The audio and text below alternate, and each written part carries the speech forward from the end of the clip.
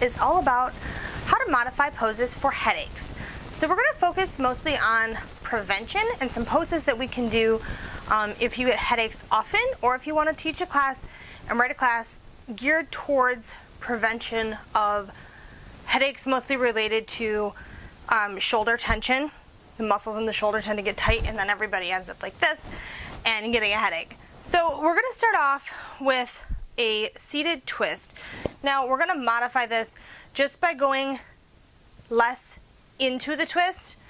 So we start, I'm sitting on a block, and you can do this starting in staff pose. There's obviously all kinds of different variations of twists.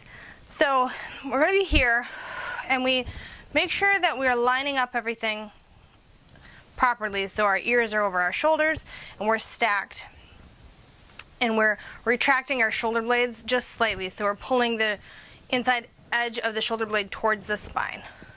Okay, so we're going to keep our ribs in check, we're going to lift, and as we twist we can hook here. Now then we ground down through this knee. Now typically I would twist like that. Now if someone has a headache, you're going to lessen that. Maybe they bring a hand here and a hand here, and then we pull this down. So we're creating length here. Now the twist in of itself, the ringing of the internal organs, is good in a whole different way.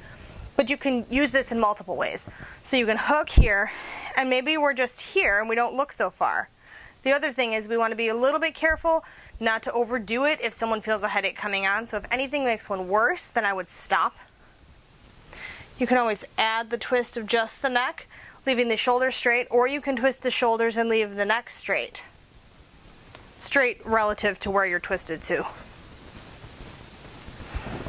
So we come the other way. Now you could even be here, but the key here is we're not closing off the chest. We're keeping the sternum or the breastbone nice and lifted.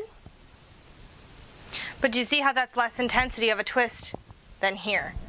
So we can play with that angle, and we're pressing into the floor on the backhand to keep the spine nice and long. You could always place a block back there too, if they're having, you're having a hard time sitting up straight, to help lift you a little bit further into it. But we're going to get a nice stretch if we do it a little more intensely. You may get a nice stretch in that upper trap area, but maybe not. That's okay. Just ringing of those internal organs is always good to kind of reset, and it feels good too.